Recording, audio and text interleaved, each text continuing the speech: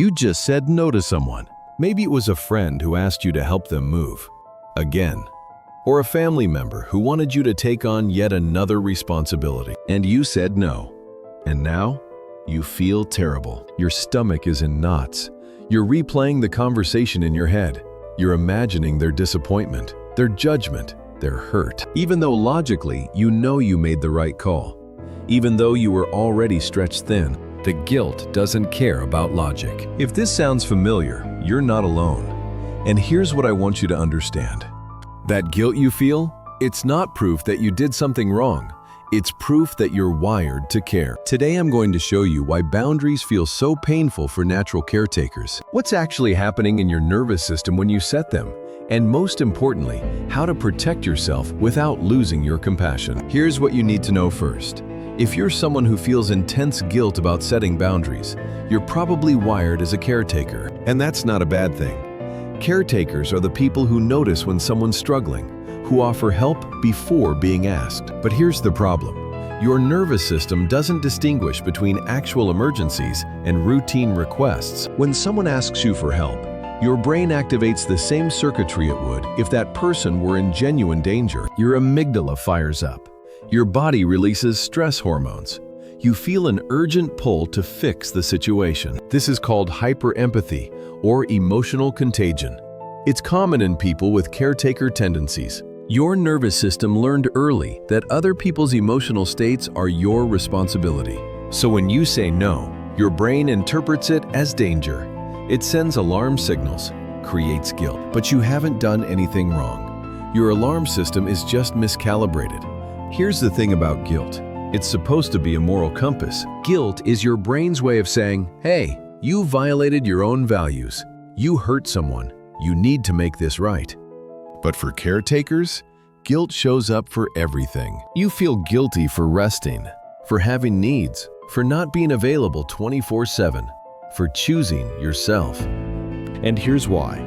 You've internalized the belief that your worth is tied to your usefulness. Somewhere along the way, you learned that being good means being selfless, that your value comes from what you provide to others. But that equation is broken, because your worth isn't conditional.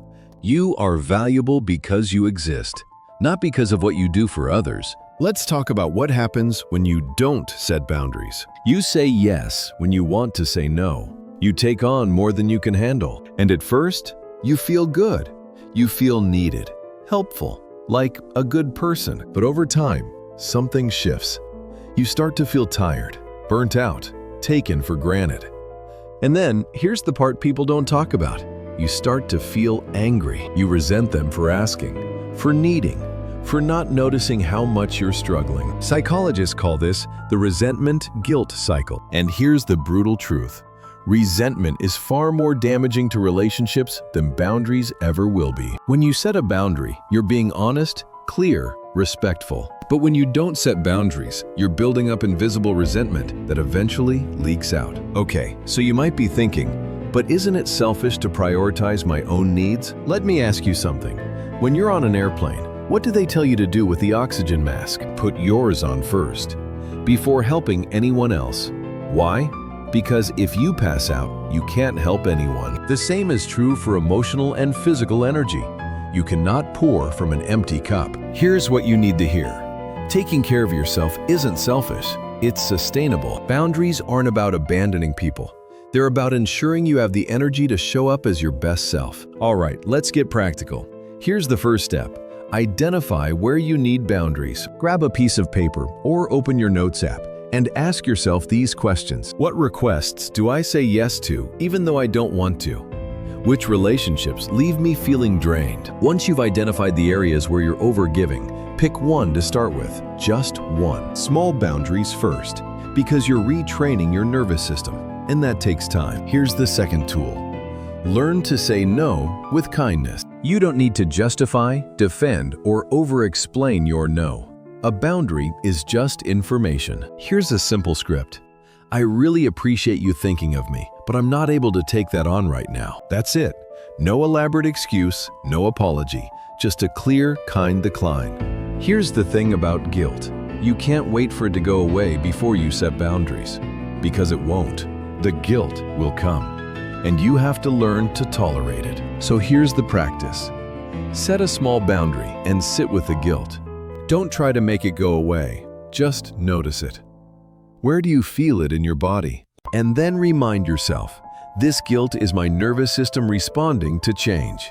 It's not proof that I did something wrong. Let's address the elephant in the room.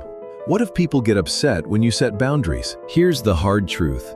Some people will be upset, especially if they've gotten used to you always saying yes. But here's the question you need to ask. Are they upset because you've done something wrong, or because you've stopped doing something that was never your responsibility in the first place?